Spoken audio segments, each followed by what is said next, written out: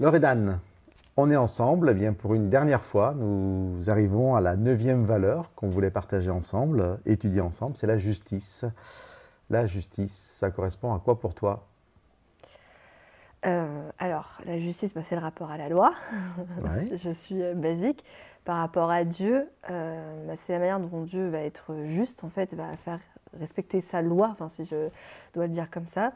Et par contre, cette valeur-là m'a jamais posé de problème dans ma relation avec lui, parce que ça fait un peu partie d'un axiome, alors, c'est-à-dire, pour moi, si Dieu n'est pas juste, je ne peux pas croire en lui. Enfin, ça fait vraiment partie du Dieu Mhm. auquel je crois. Donc c'est vraiment, je prends comme vrai cette affirmation-là. Et donc j'ai aucun souci avec ça. Pour moi, Dieu est juste. Maintenant, et c'est vrai que je te le dis souvent, mais ce que mes amis, ce que mes proches me disent, parce que l'idée c'est aussi d'être témoin de ce qu'il fait dans ma vie, donc de pouvoir aussi en parler avec les autres. Et ben la question c'est aujourd'hui, Dieu est juste? Eh ben non, parce qu'il y a beaucoup d'injustices dans le monde. S'il existait vraiment, pourquoi il n'intervient pas? Mhm. Pourquoi en fait c'est injuste finalement que nous on vive dans des conséquences qu'on n'a pourtant pas causées. Donc c'est tout ça. Ok, toi j'allais te poser une question, mais du coup je la laisse un peu de côté. Pour moi, donc la dernière chose que tu viens de dire par rapport à tes amis, pour moi il y a deux conséquences à penser ça. Une que je trouve dramatique et une un peu moins. La première qui est moins dramatique, c'est dire donc Dieu n'existe pas. Ok. Et pourquoi je dis que c'est moins dramatique? Parce que dans une espèce de jeu de discussion, la personne me dit ça. Je dis tu viens de prouver que Dieu n'existait pas, donc l'injustice existe. La personne me dit oui. Je dis donc elle ne vient pas de Dieu puisqu'il n'existe pas. Je dis ça en souriant, mais j'aime bien cette idée de dire au final, si on dit que Dieu n'existe pas, ça prouve qu'il y a une injustice indépendamment de Dieu. Ouais. Tu vois? Et donc je trouve plus problématique l'autre conséquence. C'est de dire en fait Dieu existe, il pourrait empêcher l'injustice, mais il ne le fait pas, donc je rejette Dieu même s'il existe. Mm. C'est dans la première proposition, je vais dire aux gens, maintenant qu'on a prouvé que l'injustice ne venait pas de Dieu, est-ce qu'on peut essayer de le remettre dans le jeu et puis de le voir différemment? Et la personne qui dit si, Dieu existe, mais moi par contre, j'en veux plus parce que C'est injuste. c'est injuste. Donc ça, pour moi, c'est la problématique. Je sais pas, on va voir ce qu'on peut partager ensemble. Mais c'est de toute façon compliqué. Alors, soyons clairs. Là, on pose ça sur Dieu par rapport à l'injustice. On le fait régulièrement par rapport au mal. Si Dieu existait, il n'y aurait pas le mal, tout ça. Ça fait juste plusieurs milliers d'années que la question se pose. Et il n'y a jamais eu de réponse satisfaisante pour celui qui ne veut absolument pas croire. Donc, de toute façon, ce n'est pas nous, là, sur notre canapé, qui allons régler le problème définitivement. Ça, au moins, soyons humbles. Par contre, c'est sûr que voilà, on est tous sensibles à la justice ou à l'injustice et qu'on a un besoin phénoménal de justice. Toi, je globalise, peut-être je parle de moi, mais en même temps, je pense que tu dis oui, donc tu es assez Oui. d'accord. Et ma proposition, c'est que dans cette soif de justice, on peut en arriver à devenir injuste. Ok. Et je vais prendre un exemple précis que je trouve passionnant. Avant, ça peut être après, mais avant, je vais te lire un verset Ok. de Paul dans la lettre qu'il écrit aux Romains. Je suis au chapitre 3. Il y a tout un développement super théologique qu'on va vraiment passer sous silence, d'accord? Comme ça, on ne s'embête pas. On arrive à la conclusion. Et c'est le verset 26 de Romains 3. Dans sa tolérance, et prenons ce mot comme quelque chose de très positif, dans sa patience, pour faire écho à une des valeurs qu'on avait partagées, Dieu a voulu montrer sa justice dans le temps présent pour être juste, tout en justifiant celui qui relève de la foi de Jésus. Je vais faire simple. Pourquoi j'aime beaucoup ce verset? Parce que Dieu justifie, c'est-à-dire il rend juste, c'est-à-dire il sauve. Et je propose que tu prennes vraiment comme synonyme justifier, pardonner, sauver. Donc Dieu va sauver des gens, mais il restera juste. La première question, j'ai oublié d'ailleurs que je voulais te poser au départ, tu sais, je t'ai dit, mais je ne te la pose pas tout de suite, ou je me la pose à moi. Horrible, mais quelqu'un fait du mal à mes filles, te fait du mal. Et pourtant, je sais que cette personne sera sauvée. Parce que c'est juste, tu vois. C'est super injuste. Enfin, Non, mais il doit payer, c'est pas possible. Tu vas me dire, oui, mais il a demandé pardon, tout ça. Non, non, mais ça ne me suffira pas. Oui. Et bien ce verset me dit, non, mais t'inquiète pas, Pierre. Si Dieu justifie cette personne, eh bien, il sera resté juste. Et même si je n'arrive pas à comprendre comment, pour moi, juste de croire que ce que Dieu dit est vrai et que ce verset il est vrai, je trouve ça mais vraiment libérateur. En fait, il n'y aura pas d'injustice sur la nouvelle terre. Hein. La nouvelle terre, c'est la vie éternelle. Et il y a peut-être des gens, aujourd'hui, quand on pense à eux, on dit, mais vu ce qu'il a fait, il ne sera jamais sauvé. Puis au final, cette personne, elle est sauvée. Mais ça ne sera pas injuste. Et ça, je trouve génial. On peut après essayer d'expliquer pourquoi, on va peut-être essayer d'expliquer, mais déjà juste le postulat, alors c'est sûr que c'est un acte de foi, hein, mais je trouve ça vraiment génial. Dieu rend juste tout en restant juste.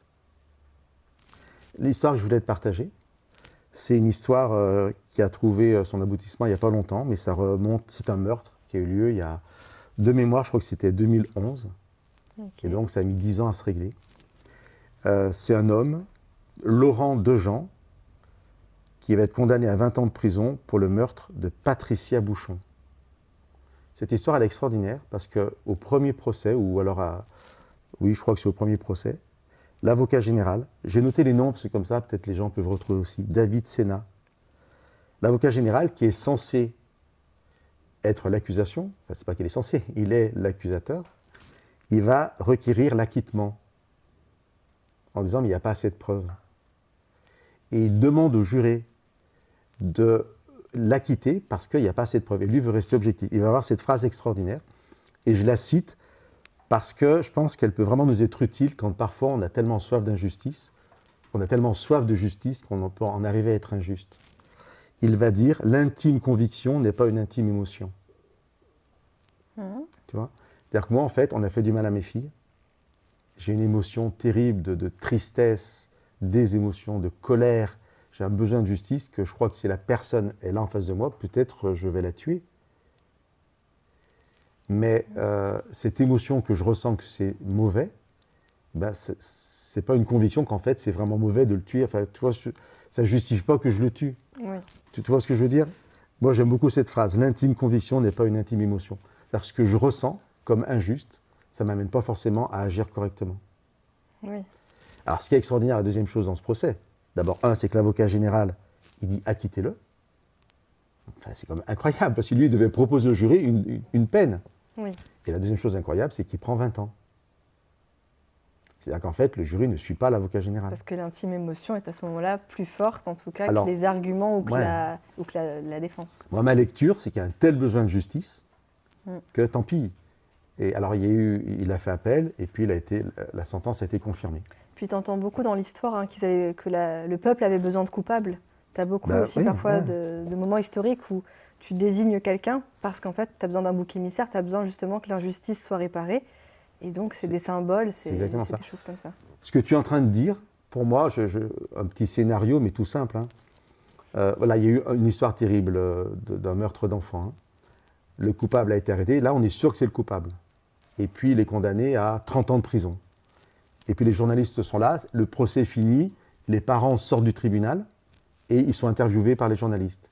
Et là, très souvent, toujours, tu as une phrase des parents, et puis à un moment, ils vont dire « Nous sommes contents parce que justice a été rendue. » Tu vois ? Et c'est vrai. Enfin, on ne peut pas dire le contraire. Et c'est très bien que cet homme soit en prison, si c'est un homme le meurtrier, parce qu'au moins, il ne fera pas de mal à d'autres personnes. Mais en même temps, moi, dans ma sensibilité de croyant, j'entends, mais c'est très humain pour moi de dire que toute la justice peut-être serait rendue parce que cet homme est condamné. Et au final, pour moi, la véritable justice, ça serait que cet enfant soit vivant. C'est pour ça qu'on dit souvent que la justice de Dieu va restaurer. Enfin, c'est qu'on n'est pas simplement dans... C'est là où je veux en arriver. Alors j'ai écrit une très belle phrase. Tu me diras si ça te plaît. La justice de Dieu ne fait pas que punir le mal, elle restaure le bien. Je suis assez fier de moi. Hein. J'ai même rajouté, Jésus est le lieu de la justice de Dieu. Ça me plaisait de rajouter ça, mais ça je ne vais pas le développer. Juste la première partie. La justice de Dieu ne fait pas que punir le mal, elle restaure le bien. Et c'est pour ça, mais je suis entièrement d'accord que tes amis là, s'ils disent non mais Dieu c'est pas possible parce qu'il y a trop d'injustice et que je leur sors ça de but en blanc, ça va peut-être pas les convaincre. Il faudrait que j'ai l'intelligence, je ne sais pas comment, il faudrait qu'on puisse discuter et qu'ils acceptent aussi d'entendre Dieu parler. Non pas qu'il parle à travers moi, mais je peux essayer quand même de parler de ce que j'ai compris, de ce que Dieu disait dans la Bible, tu vois. Donc ça prendrait sûrement du temps. Mais je pense que, en tout cas pour moi, la solution, elle est là, en fait. C'est cette confiance, cet acte de foi, que Dieu est juste, qu'à vue humaine, à la lecture de mes émotions, Dieu est injuste parce qu'on ne va pas se voiler la face. Il y a des enfants qui meurent, il y a Il y a tout un tas de choses. et voilà, pire les unes que les autres. Je suis entièrement d'accord. Il y a d'autres choses, oui. Et peut-être que c'est trop facile, peut-être que ça va révolter des gens de m'entendre dire ça, de dire, mais je sais qu'un jour, Dieu imposera sa justice, que tous les méchants seront condamnés, mais aussi que les justes seront restaurés. Souvent, ce qui révolte quand on dit ça, c'est que ça ne suffit pas aux gens de dire j'en ai rien à faire que tu me dis que dans X nombre d'années, la justice sera appliquée, mais moi, c'est maintenant que je veux que la personne soit punie. Alors, la justice de Dieu ne fait pas que punir le mal, elle restaure le bien. C'est exactement pour moi une autre façon de relire le verset 3 le verset 26 de Romains 3. Dieu nous justifie, il peut nous pardonner, nous sauver, mais il reste juste. Alors, comment toi, est-ce que ce que j'ai dit là, alors je ne voudrais pas te piéger, tu vois, mais je reviens à ce que tes amis pourraient dire, est-ce que là, il y a des éléments de réponse? Est-ce que ça change un peu tu penses que tu peux les faire évoluer un peu par rapport à ça, ou pas du tout? Effectivement, comme tu dis, c'est compliqué et ça dépend aussi Faut être humble, hein. dans quel postulat ils sont. Moi, souvent, ce que je leur dis, c'est que si on pouvait prouver que Dieu existait, tout le monde serait croyant. Et si on pouvait prouver qu'il n'existait pas, tout le monde serait athée. Donc déjà, ce que tu disais, hein, ça fait des milliers d'années qu'on se pose la question. Puis moi, je dis que c'est aussi une question de rencontre, parce que moi, ce Dieu qui est juste, c'est parce que j'ai décidé déjà qu'il existait, en tout cas que je l'ai vu agir dans ma vie et que je me suis dit, ce Dieu-là existe, que je l'ai rencontré au travers de la Bible, qu'après j'ai pu avoir ce postulat de me dire, il est juste. Donc c'est à travers ce filtre, en fait, ce prisme, que je regarde un petit peu ce qui se passe.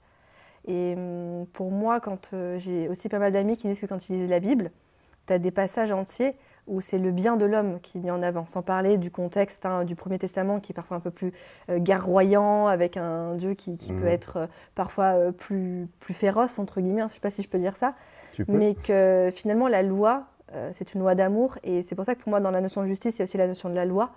Et finalement, je pense que quand tu t'intéresses au cadre qui est donné dans la Bible, c'est un cadre où tu peux t'épanouir et où tu peux grandir.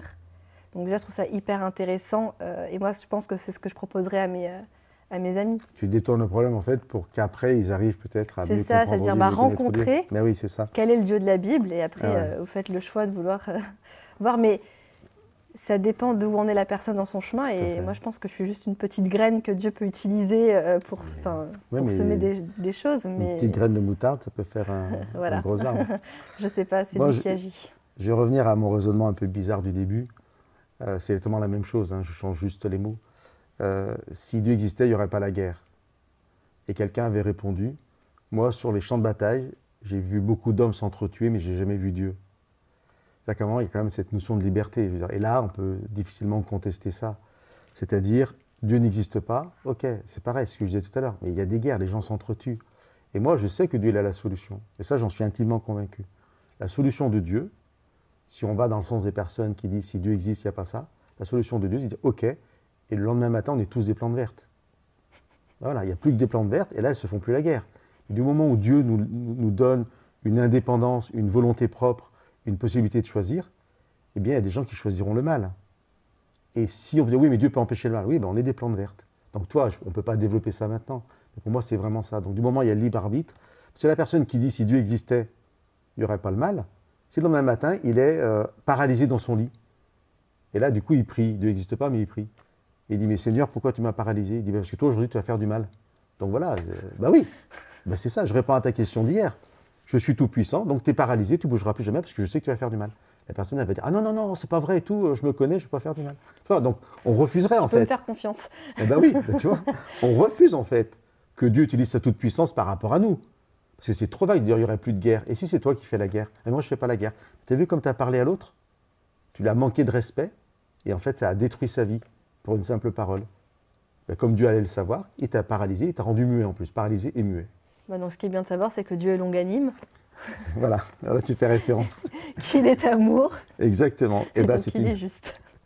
c'est une très bonne conclusion pour cette émission, enfin ce partage, mais aussi pour l'ensemble de ce qu'on a fait.